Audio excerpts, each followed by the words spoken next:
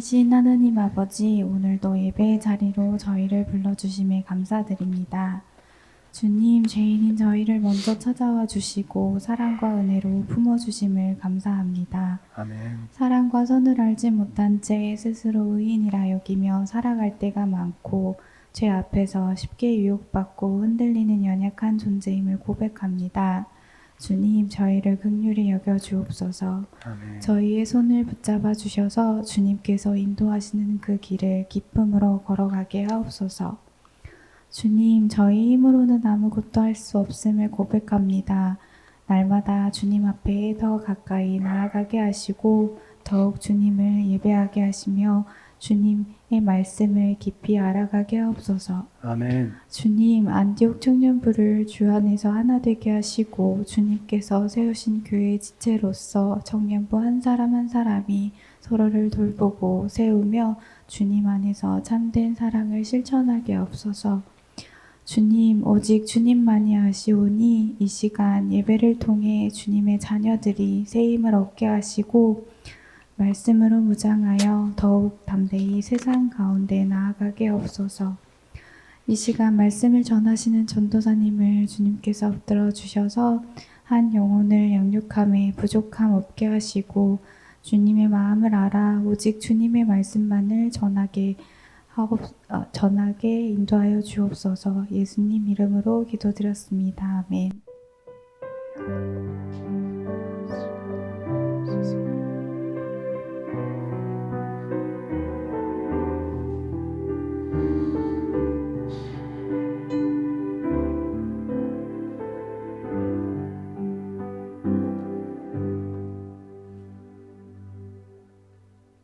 사도신경으로 우리의 신앙을 고백합니다.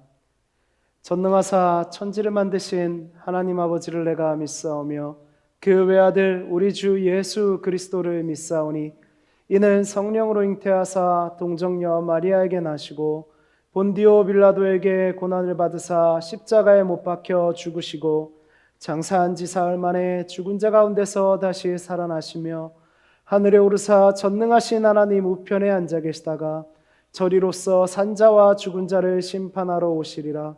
성령을 믿사오며 거룩한 공회와 성도가 서로 교통하는 것과 죄를 사하여 주시는 것과 몸이 다시 사는 것과 영원히 사는 것을 믿사옵나이다.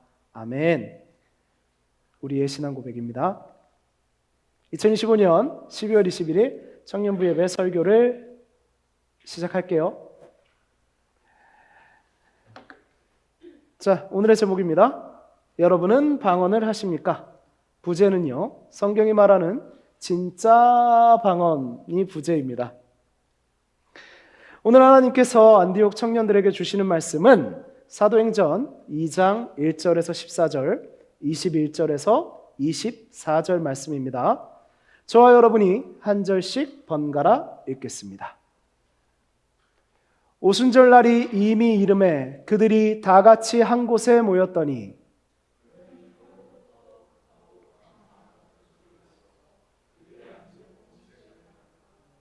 마치 불의 혀처럼 갈라지는 것들이 그들에게 보여 각 사람 위에 하나씩 임하여 있더니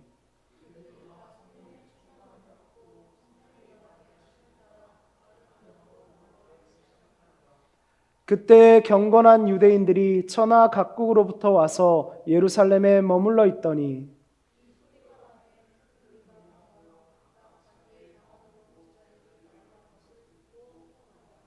다 놀라 신기하게 여겨 이르되 보라, 이 말하는 사람들이 다 갈릴리 사람이 아니냐.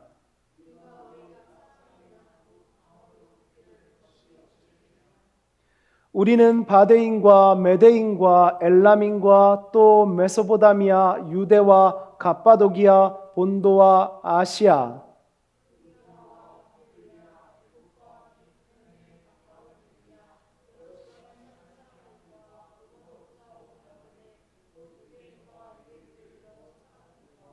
그레데인과 아라비아인들이라. 우리가 다 우리의 각 언어로 하나님의 큰 일을 말함을 듣는도다 하고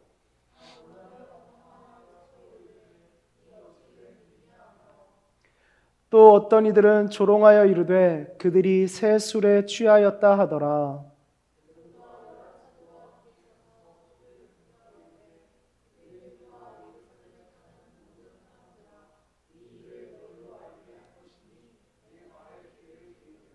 아멘. 사도행전 2장 21에서 24절 말씀입니다.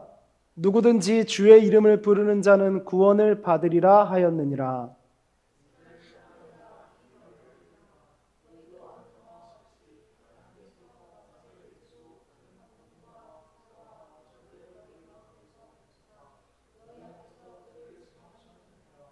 그가 하나님께서 정하신 뜻과 미리 하신 대로 내준 바 되었거늘 너희가 법 없는 자들의 손을 빌려 못 박아 죽였으나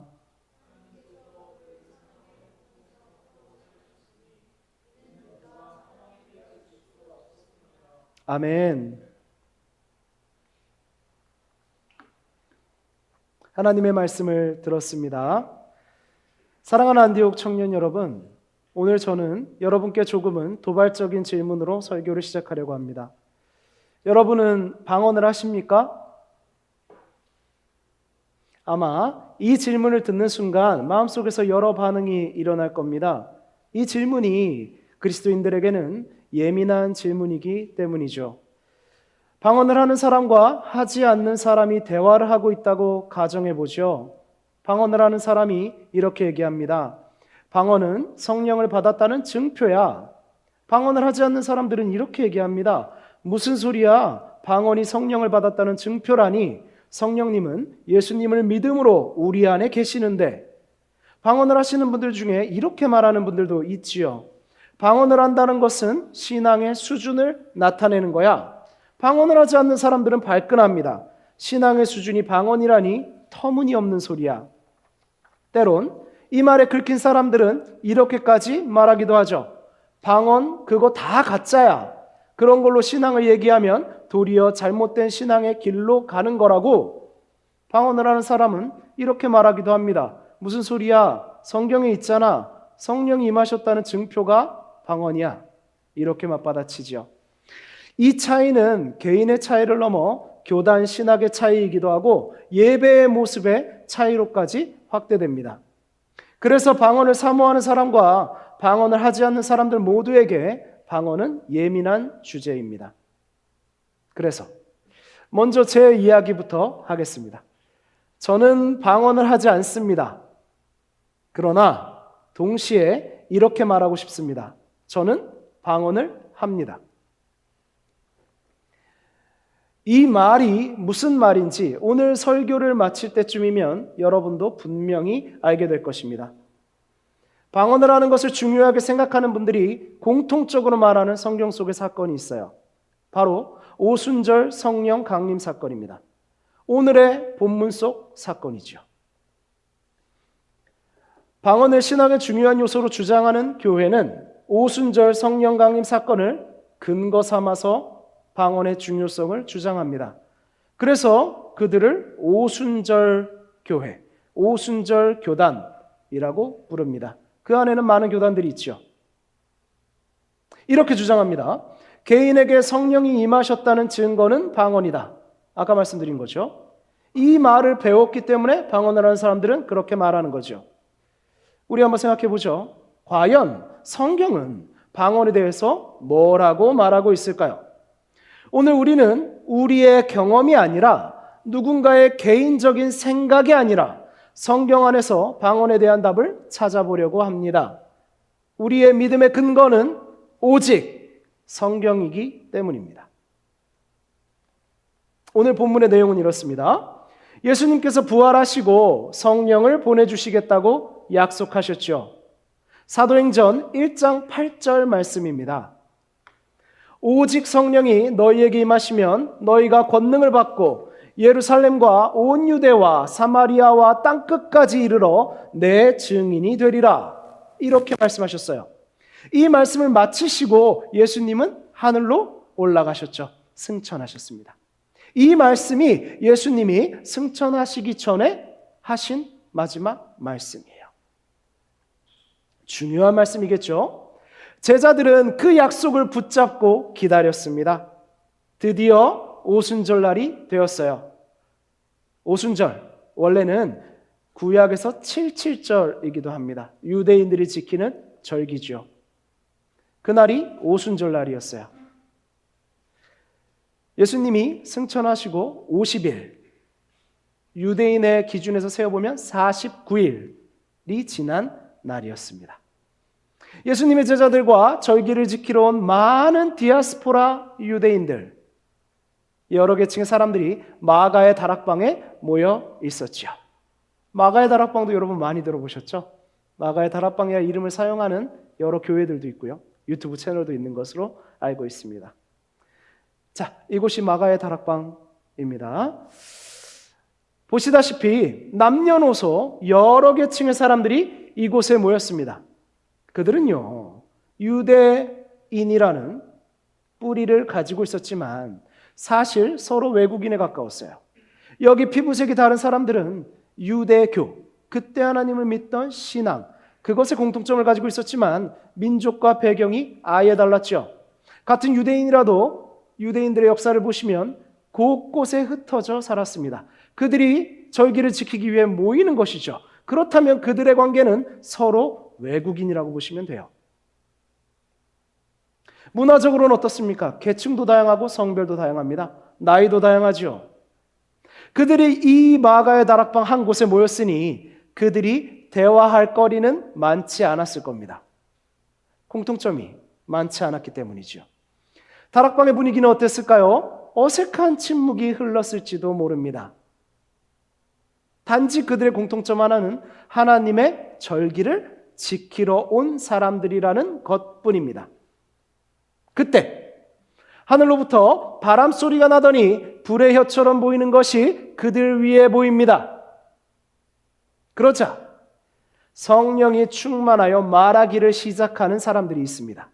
누굽니까? 예수님의 제자들입니다.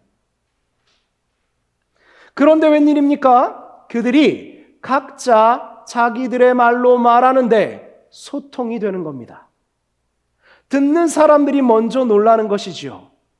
이야기를 나누고 있던 예수님의 제자들이 놀라는 게 아니라 듣는 사람들이 놀란 겁니다. 왜요? 이 듣는 사람들 각자 온 곳이 다 다릅니다. 사용하는 언어도 다르지요. 말투도 다릅니다. 그런데 자기들의 언어로 상대방의 말이 들리는 겁니다. 그때에 그 들림을 놀라워하던 그때에 베드로가 성령의 오심으로 힘을 얻어 벌떡 일어나 그의 첫 번째 설교를 시작합니다.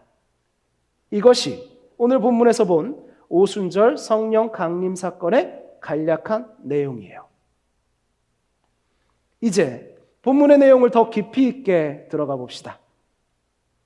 여기에서 구체적으로 방언의 현상을 묘사한 말씀은 4절에 있습니다. 그들이 다 성령의 충만함을 받고 성령의 말하게 하심을 따라 다른 언어들로 말하기 시작하니라. 그리고 이렇게 기록합니다. 11절입니다. 우리가 다 우리의 각 언어로 하나님의 큰 일을 말함을 듣는도다. 여기서 우리가 주의 깊게 봐야 할 표현이 있어요. 그것은 각각 자기들의 언어들로 우리의 각 언어로라는 표현입니다. 이 말이 무슨 의미인지를 알려면 먼저 성경 속의 방언이라는 단어의 의미를 알아야 합니다. 한글 성경의 방언이란 말은 우리가 흔히 쓰는 말은 아니죠. 지금은 더욱 그렇습니다. 그러다 보니 그 말의 뜻에 대해서 오해되는 경우가 많이 있죠. 방언은 성경이 기록된 원어인 헬라어로 디아렉토스라고 합니다. 이 단어는 각 지방의 언어, 즉 사투리라고 번역하면 가장 적당합니다. 즉 오순절 성령 강림 사건에서 말하여진 것은 알아들을 수 없는 언어가 아니라 각 사람이 태어나서 익숙하게 쓰던 실제 언어입니다. 그 자리에 모인 사람들을 한번 상상해 보죠. 메데인, 엘라민, 바데인 등등 로마에서 온 사람들, 나이 많은 사람, 어린 사람, 남자와 여자, 귀족과 노예, 언어도 다르고 문화도 다른 사람들이 각자 자기의 언어로 말하고 있는데 서로 말이 통하고 있는 거예요. 이게 놀라운 점입니다. 그렇죠? 각자의 언어로 말하는데 소통이 된다가 오순절 성령가림 사건의 포인트입니다. 그렇다면 그들이 소통하고 있는 내용은 무엇일까요? 11절에서 말씀하시지요. 바로 하나님의 큰 일을 말하고 듣고 있습니다. 그들은 하나님의 큰 일을 자기 언어로 정확히 듣고 있는 거예요. 이 장면은 굉장히 중요합니다. 왜냐하면 이것은 단순한 신비 체험이 아니라 구원의 선언이기 때문입니다. 오늘의 본문은요, 요엘 선지자의 예언을 인용하며 이렇게 선포합니다. 누구든지 주의 이름을 부르는 자는 다 구원을 얻으리라. 여러분, 요엘 선지자의 예언은 구약에 있는 내용입니다. 구약에서는 어떠한 구원 인식을 갖고 있었나요? 유대인이 구원받고요, 이방 민족과는 전쟁을 해야 하죠. 그들은 선택받은 선민의식을 갖고 있었습니다. 그런데요, 요엘 선지자의 예언은요, 하나님의 영을 부어줄 때가 되면 누구든지 주의 이름을 부르는 자는 다 구원을 얻으리라 라는 예언을 한 것입니다. 주의 이름을 부르는 자에게는 다 하나님의 영이 임하여 구원을 얻으리라. 요엘 선지서 예언의 핵심입니다. 보십시오.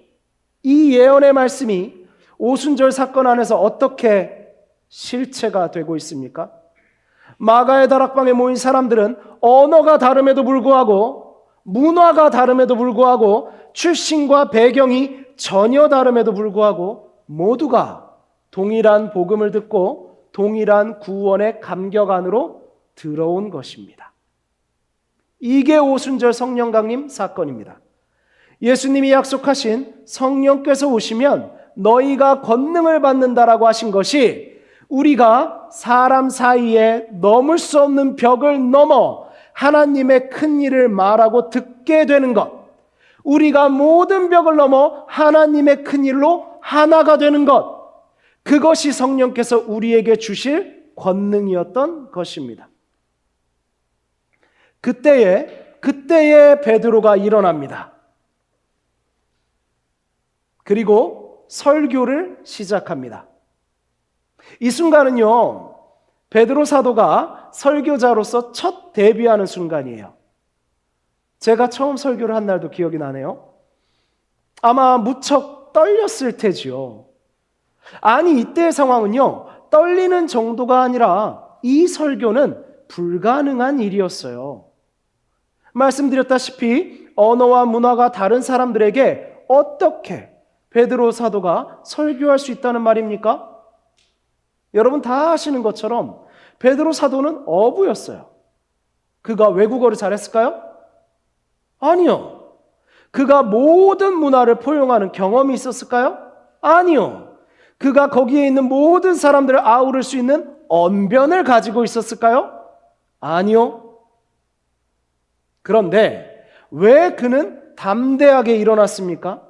성령이 도우시기 때문이지요.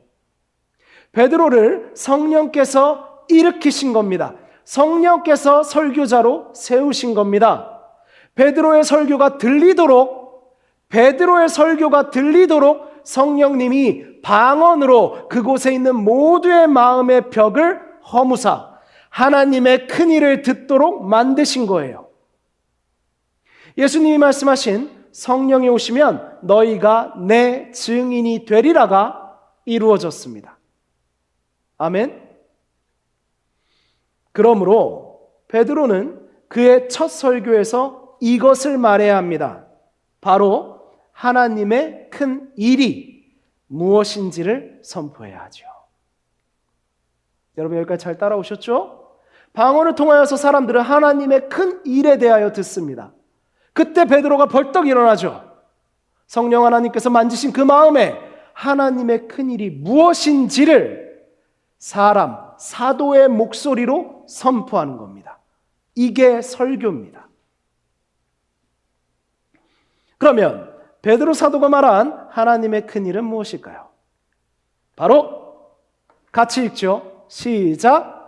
하나님의 큰일은 예수 그리스도이다. 하나님의 큰일은 예수 그리스도입니다. 먼저 그는 요엘의 예언이 이루어졌음을 선포합니다. 누구든지 주의 이름을 부르는 자는 구원을 받으리라가 이루어졌다 라고 선포하죠. 그리고 그는 이렇게 이어서 선포합니다. 누구든지 주의 이름을 부르는 자는 구원을 받는데 그 주는 십자가에서 죽으신 예수 그리스도라.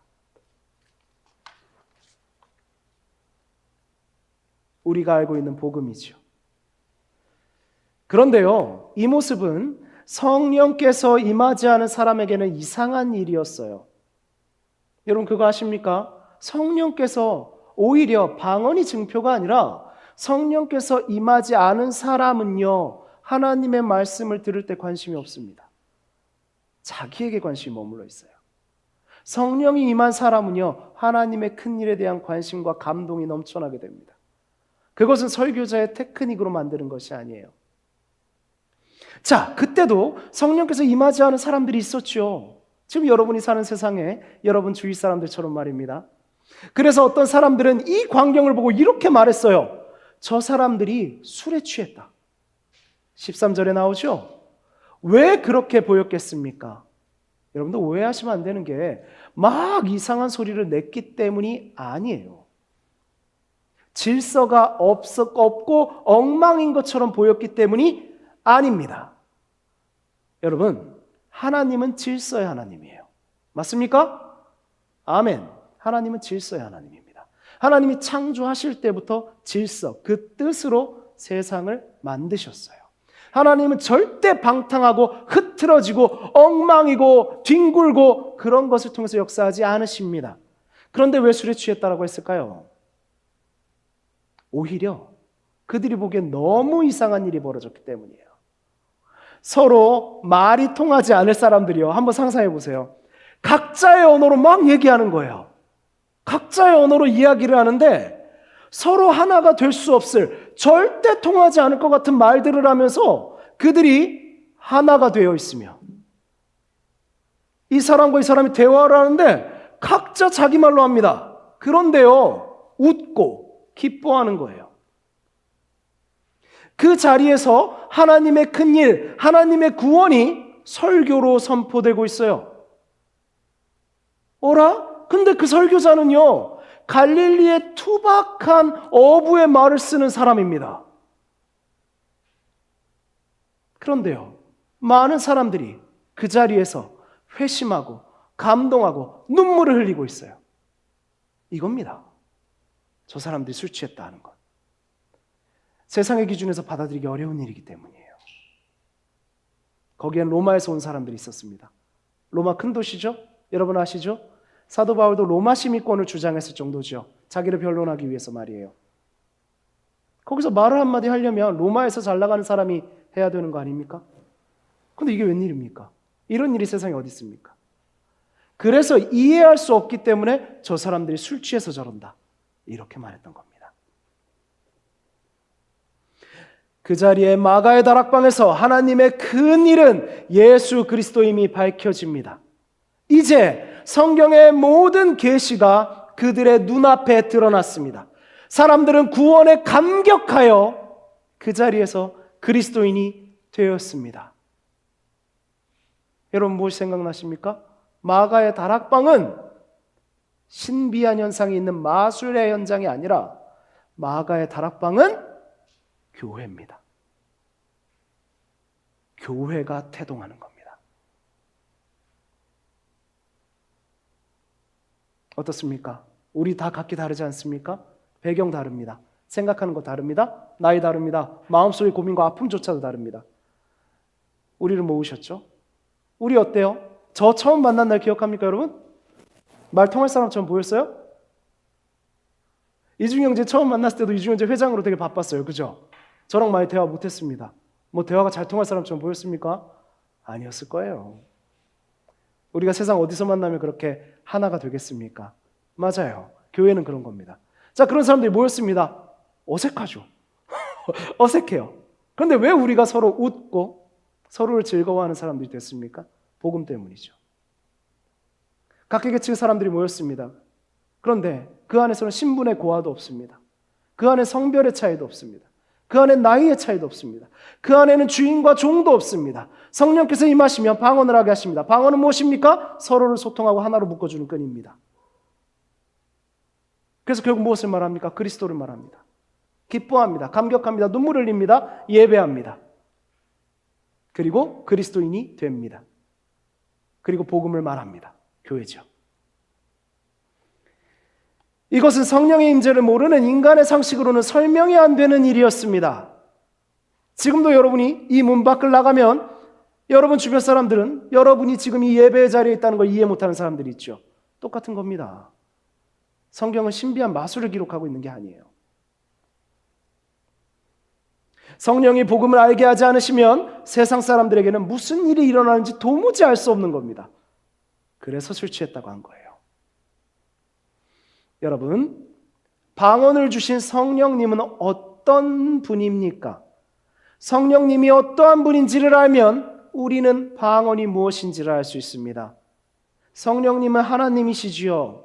성령님은 사람을 혼란스럽게 만드는 것이 아니라 인간이 절대 넘을 수 없는 벽을 넘게 하시고 우리를 하나로 만드시며 그리스도를 증거하시는 분입니다. 성령이 이 세 가지 일이 이루어짐이 드러나는 언어가 방언입니다.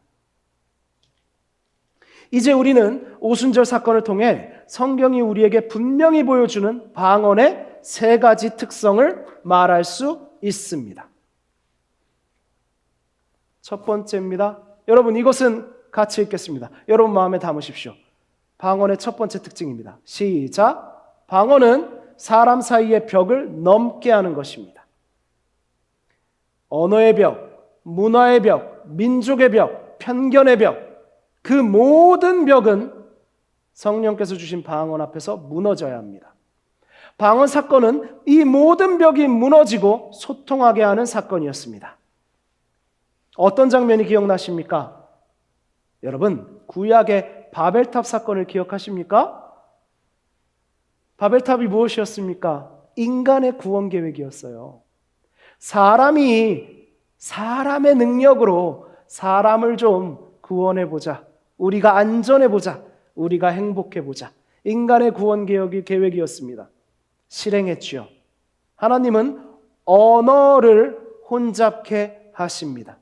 통하지 않게 하십니다. 서로가 하나 되지 않게 하십니다. 그래서 바벨탑은 무너지고 말죠.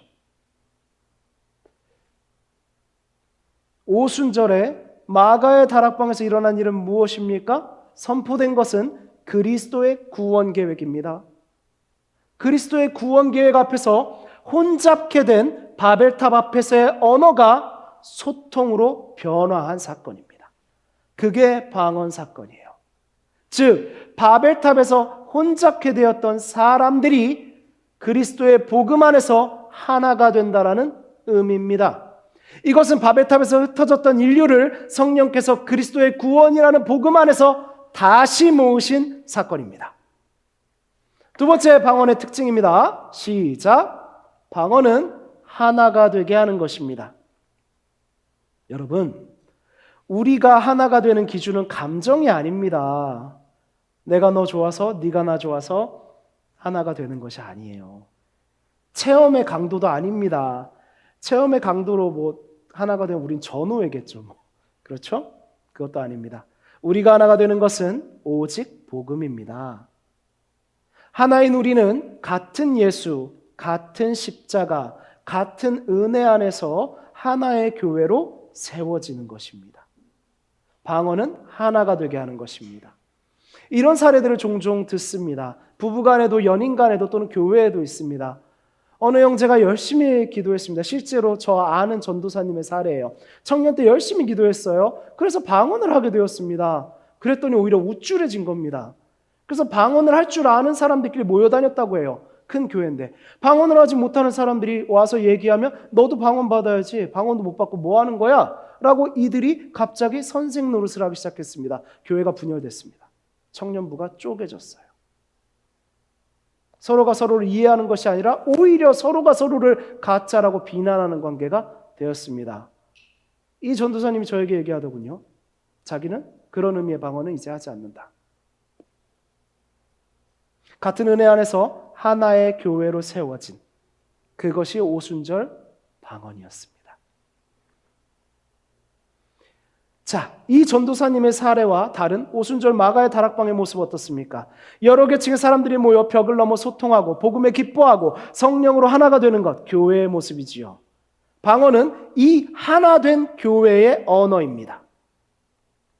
세 번째입니다. 시작. 방언은 그리스도를 증거하는 것입니다. 오순절의 방언은 자기를 드러내는 언어가 아니었죠. 하나님의 큰 일을 말하는 언어였습니다. 그리스도를 말하는 것이 아니라 개인의 감정이 드러나는 것이나 미래의 일을 점치는 듯한 말은 절대 성경적인 방언이 아닙니다. 성령의 일하심은 언제나 우리에게 예수 그리스도를 증언하게 하십니다. 성령은 언제나 우리에게 예수 그리스도를 증언하게 하십니다. 그게 성령 하나님의 일입니다. 성령 하나님은 점치는 사람처럼 예언하거나 자기의 감정을 폭발시키거나 남에게 선생 노릇을 하도록 하지 않습니다. 요한복음 14장 26절 말씀이 증거합니다. 우리 함께 읽겠습니다. 시작. 보혜사 곧 아버지께서 내 이름으로 보내실 성령 그가 너희에게 모든 것을 가르치고 내가 너희에게 말한 모든 것을 생각나게 하리라. 아멘. 이렇게 예수께서 약속하신 성령님이 오셔서 그리스도를 증거하는 것, 이것이 사도행전 전체의 피날레라고 보시면 됩니다. 성령 하나님은요, 절대로 예수께서 이루신 것과 가르치신 것을 넘어서 역사하지 않습니다. 그거는 성경이 말한 성령론에 위배되는 것입니다. 꼭 기억하십시오. 그가 너희에게 모든 것을 가르치는데 그것은 예수께서 말한 모든 것입니다. 아멘. 그 외에 성령님은 한마디도 하지 않으십니다.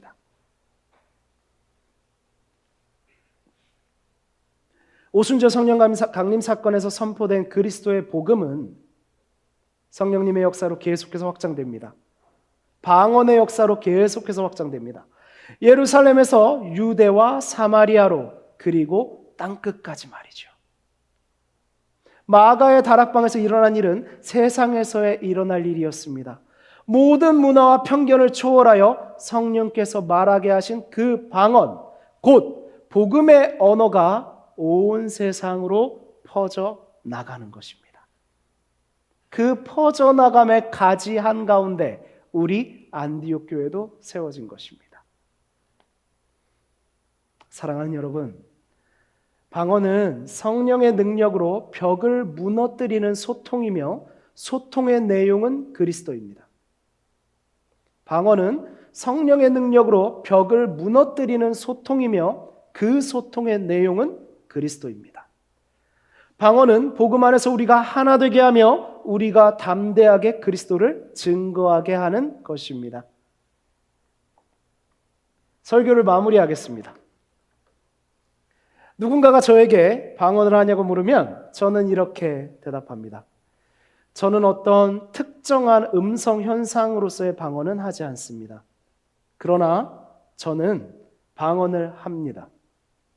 왜냐하면 제가 예수를 증거할 때 저와 문화적 배경이 전혀 다른 사람과 복음으로 하나가 될 때, 그래서 우리가 주를 증거하는 교회가 될 때, 그것이 성경이 말하는 방언의 목적이기 때문입니다.